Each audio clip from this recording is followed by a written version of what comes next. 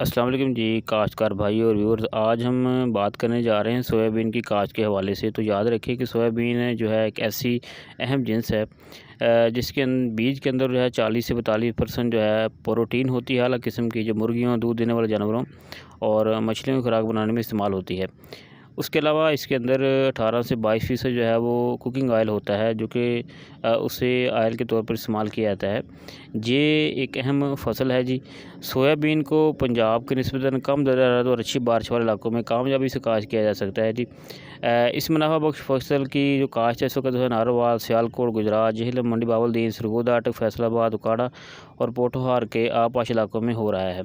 तो इस वीडियो में हम देखेंगे कि हमने इसकी काश्त से पहले सीड कौन सा लेना है, ज़मीन किस किस्म की में काश्त करना है, ज़मीन की तैयारी कैसे करनी है, खादें कौन सी डालनी है और कितनी डालनी है, तरीका काश्त हमारा क्या होगा, ड्रिल के साथ करेंगे या चौके के साथ करेंगे, नुकसानदेह कीड़े कौन से इसे तंग करते हैं, नुकसान पहुंचा सकते हैं, कौन सी बीमारियां इसके पौधे को आ सकती हैं और हमने कितने पानी इसकी फसल को देने हैं। उसके अलावा जो है और हमने इसको जब पकने के ऊपर इसकी गहाई किस तरह से करनी है और इसकी औसत पैदावार जो है वो किस तरह से हमें, यानी कितनी पैदावार हम हासिल कर सकते हैं और हमें कितना मुनाफा हो सकता है। आज की इस वीडियो को मिस मत कीजिएगा। जो लोग सोयाबीन काश्त करना चाहते हैं इस वीडियो को एंड तक ज़रूर देखिएगा। तमाम मराहल को हमने जो है वो वीडियो के साथ ही अटैच किया है और मुकम्मल तौर पर तफसीली समझाने की पूरी कोशिश की है।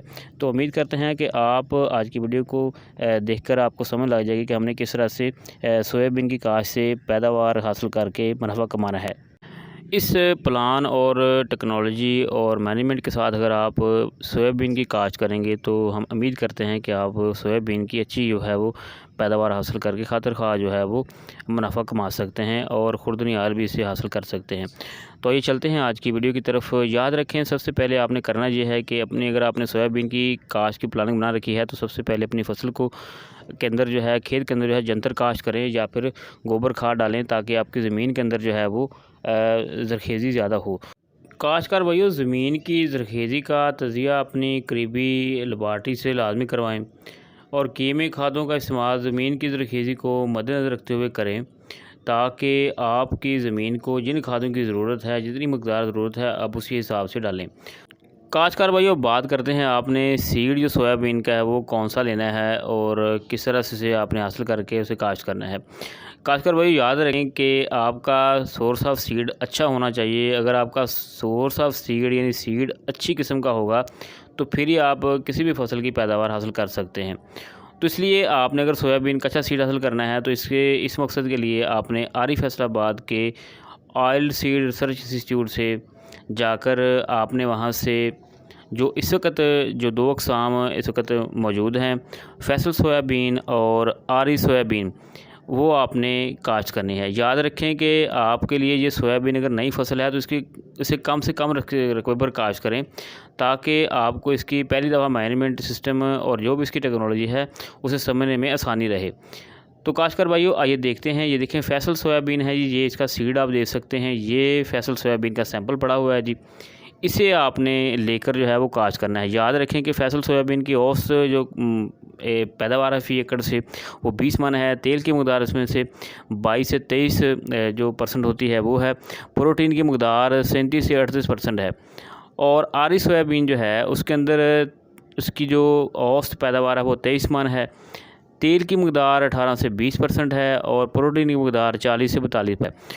तो काश्तकार भाइयों, आपने इन चीज़ों को जहन में रखते हुए जो है इसकी काश्त करनी है, इसका सीड लेना है और कम मकदार में आप जो है उसे काश्त करें ताकि आपको इसकी बार बार हम यही बात कहेंगे कि जब भी आप कोई नई फसल काश्त करना चाहते हैं, नया सीड काश्त करना चाहते हैं तो उसका कम जो है वो मकदार लेकर, उसकी कम मकदार लेकर आप काश्त कर लें ताकि आपको उसका नुकसान ना हो सके।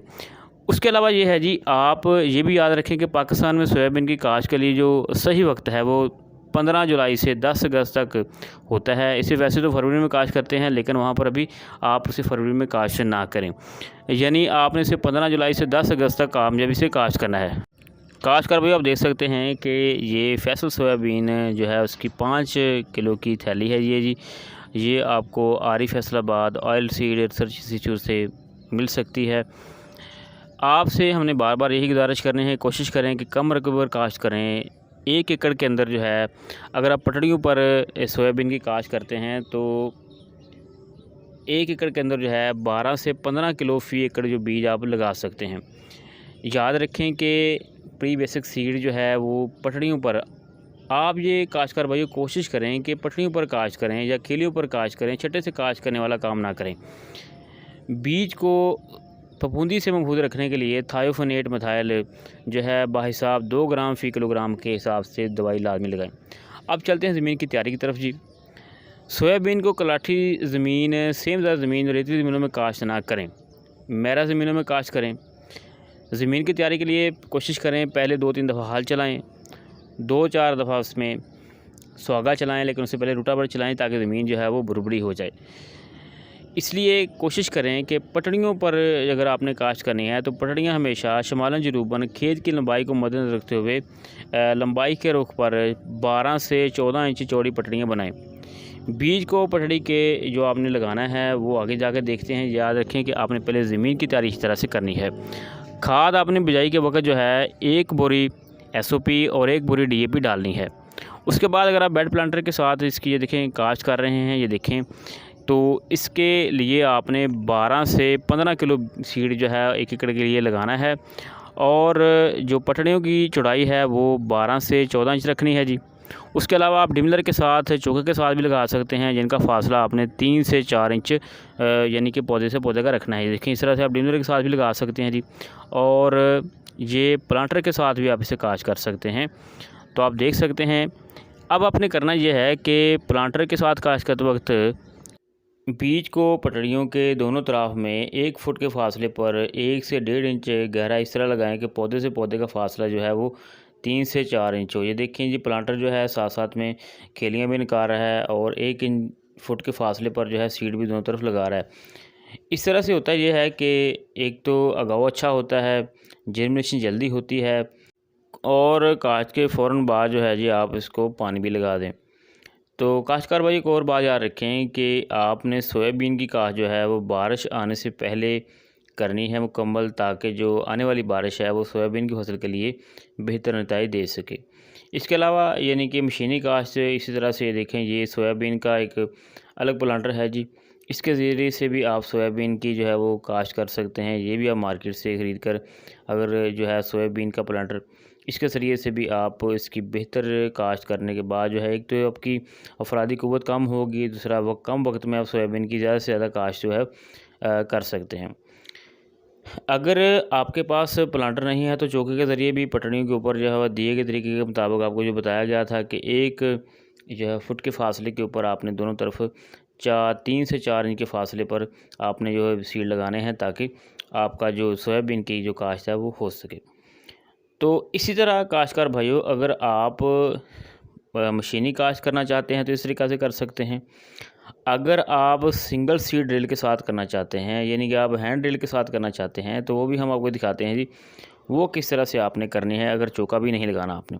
ये देखें जी, इस तरह से आपने सिंगल जो हैंड सीड ड्रिल है उसके ज़रिए से इसको वैसे ही पटड़ियों के ऊपर 1 फुट के फासले के ऊपर ये देखें इस तरह से काश्त करना है। काश्त ये देख सकते हैं, इस तरह से आप सीड डालते जाएंगे और साथ साथ में इसकी स्विंग होती जाएगी, यानी ये 1 फुट के फासले के ऊपर जो आपने खेल बनाई थी या पहले रेजर से खेलें निकाली थी, उसके ऊपर जो है वो आपने इस तरह से बिजाई करनी है। अब एक और सबसे अहम बात जहन में रख लें कि एक तो आपने सीड को दवाई लगानी है ताकि सीड जो है वो बीमारी से पाक रहे। दूसरा ये है कि बुवाई के फ़ौरन बाद अगाव से पहले यानी 24 घंटे के अंदर अंदर आपने पेंडिमेथालीन की 1 लीटर 120 लीटर फ़ी पानी के अंदर स्प्रे जो है वो इस तरह से करनी है ताकि जड़ी बूटियाँ जो हैं उसके अगाव से पहले ही ख़त्म हो सकें। अब ये भी बात याद रखें कि ये स्प्रे इसलिए करनी है कि आपको बाद में परेशानी ना हो। अगर आप स्प्रे नहीं कर सकते तो फिर ये है कि आप गोडी के तरीक़ेकार से पहले पानी के बाद और दूसरे पानी से पहले जो है अब उसकी गोडी कर सकते हैं। अब पौधों की बात करते हैं। जब काश्तकार भाइयों याद रखें कि जब पौधे 4 पत्ते निकाल लें तो कमज़ोर पौधे अखाड़ कर पौधों का दरमियानी फासला 3 से 4 इंच कर दें। अच्छी पैदावार के लिए पौधों की तादाद जो है वो 1,30,000 से लेकर 1,50,000 फ़ी एकड़ होनी चाहिए। याद रखें कि 1,50,000 फ़ी एकड़ होगी तो आपकी पैदावार जो है वो अच्छी आएगी। अगर फसल के ऊपर नुकसानी कीड़े हमला करते हैं जिनमें टोका, सफ़ेद मक्खी, चुस्तेला और लश्करी सुंडी हैं तो आपने किस तरह से दायरा करना है। अगर टोका हमला करता है तो डेल्टा मैथ्रीन राख में मिलाकर धोड़ा करेंगे या साइहेलोथ्रीन 303 ml जो है फ़ी एकड़ स्प्रे करेंगे। अगर सफ़ेद मक्खी जो है वो हमला करती है तो ऐसा मेप्टेड जो है वो 150 से 200 ml फ़ी 100 लीटर पानी में मिलाकर स्प्रे करेंगे। अगर काश्तकार भाई ये भी याद रखें कि आप सोयाबीन की जो है इंटरक्रॉपिंग मकई के साथ भी कर सकते हैं। तो इस तरह ये देखें, ये फलियां लगती हैं, ये देख सकते हैं आप। ये एक फली के अंदर तकरीबन 3 से 4 दाने होते हैं जी। ये देखिए किस तरह से फलियां लगी हुई हैं। हम आपको दिखाते हैं जी किस तरह से, ये देखिए दाने निकल रहे हैं इसमें से। जो फलियां इस रंग की हो चुकी हैं वो पक रही हैं अभी, कुछ नीचे भी होंगी, वो कच्ची होंगी। तो इस तरह से जो इसके सीड जो हैं वो तैयार होते रहते हैं। तो काश्तकार भाई अगर चुस्तेला अगर इसके ऊपर हमला करता है तो आपने इमिडाक्लोप्रिड 250 ml फ़ी 100 लीटर पानी के में मिलाकर स्प्रे करनी है फ़ी एकड़। अगर लश्करी सुंडी अटैक करती है तो फिर ल्यूफिनुरान जो है 180 से 200 ml फ़ी एकड़ या साइपरमेथ्रिन बेहिसाब 250 ml फ़ी एकड़ आप स्प्रे करेंगे। तो काश्तकार भाइयों, हमारी जो लश्करी सुंडी और मकई के साथ इंटरक्रॉपिंग की अलग वीडियोस जो हैं वो लिंक में दी होगी, वो डिस्क्रिप्शन में दी गई हैं। आप उन्हें वहां से देखकर मज़ीद जो है से मालूमात हासिल कर सकते हैं। अब देखते हैं अगर नुकसानदेह बीमारियां फसल के ऊपर हमला करती हैं तो उसकी क्या वजह बन सकती है। अखेड़ा है जी, जड़ की सड़न है, उसके अलावा जो है ये इसी पीली मोज़क है जी। तो काश्तकार भाई इसके लिए आपने करना ये है कि कोशिश ये करें कि आप अपने जो बीज को है वो पहले लाजमी उसको जहर लगा लें ताकि बीमारियों से पाक रहे। अगर जड़ की सड़न है तो फसलों का हेर फेर और पानी की शदीद किल्लत या ज़्यादती से बचने के सूरत में इससे आपको फ़ायदा हो सकता है, यानी आप इससे भी बच सकते हैं। ये देख सकते हैं फलियां जी, आपको बार बार हम दिखा रहे हैं। ये सोयाबीन की फलियां होती हैं, एक फली के अंदर तकरीबन 3 से 4 दाने लगते हैं जी। तो पैदावार के लिए कोशिश करें कि बीमारियों से पाक कुहते मदावत रखने वाली अच्छी किस्म काश्त करें। और खाद के हवाले से बात करते हैं जी। आपको पता है फलीदार फसलों को यूरिया खाद की ज़रूरत इतनी ज़्यादा नहीं होती, तो यूरिया खाद जो है आपने एक बोरी उगाओ के 20 से 25 दिन बाद दूसरे पानी के साथ आपने डालनी है। तो काश्तकार भाइयों, उम्मीद करते हैं कि आपको आज की जो वीडियो है जिसमें हमने आपको तकरीबन तमाम मराहल जो इस तरह समझाए हैं कि आपने किस तरह से सीड की सिलेक्शन करनी है, ज़मीन की आप किस तरह की होनी चाहिए, उसके बाद में ज़मीन की तैयारी कैसे करनी है, उसके अलावा आपने मशीनी काश्त कैसे करनी है। अगर नहीं कर सकते तो फिर आप चौके के साथ किस तरह से काश्त करनी है, हैंड ड्रिल के साथ आपने किस तरह से काश्त करनी है। बीमारियों के तदारक के अलावा आपको नुकसानदेह कीड़ों के मतलब हमने बताया है। अगर पानी की बात करें तो पहला पानी आपने काश्त से 20 से 25 दिन बाद खाद के साथ देना है यूरिया के, दूसरा पानी फूलों पर और तीसरा पानी जो है फलियों पर देना है। अब देखते हैं जी हमने सोयाबीन की गहाई कैसे करनी है। जब ये देखें इस तरह के इनका पीला रंग हो जाता है, जब ये बिल्कुल तैयार हो जाते हैं तो उस वक़्त जो है फसल पकने पर पत्ते जो है ज़र्द होकर झड़ जाते हैं, तो फलियाँ ये इस तरह की भूरे रंग की हो जाती हैं, तो फसल काट ली जाती है। और इस तरह से ये मल्टी क्रॉप थ्रेशर जो है इसके ज़रिए से आप ये देखें इस तरह से आप इसकी थ्रेशिंग कर सकते हैं।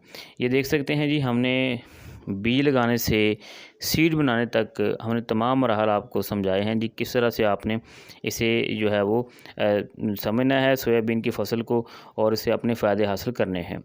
याद रखें कि इसकी अगर आपने स्टोरेज करनी है तो आपकी जो सोयाबीन है इसका जो मॉइस्चर है वो तकरीबन 11 से 12 या 13 ही होना चाहिए, इससे ज़्यादा या इससे कम नहीं होना चाहिए, क्योंकि आपने महफूज करनी है। उम्मीद करते हैं आपको आज की वीडियो पसंद आई होगी। हमारी वीडियोज़ को लाइक शेयर और आगे ज़रूर शेयर कीजिएगा और हमें बताइएगा आपको कैसी लगी। शुक्रिया।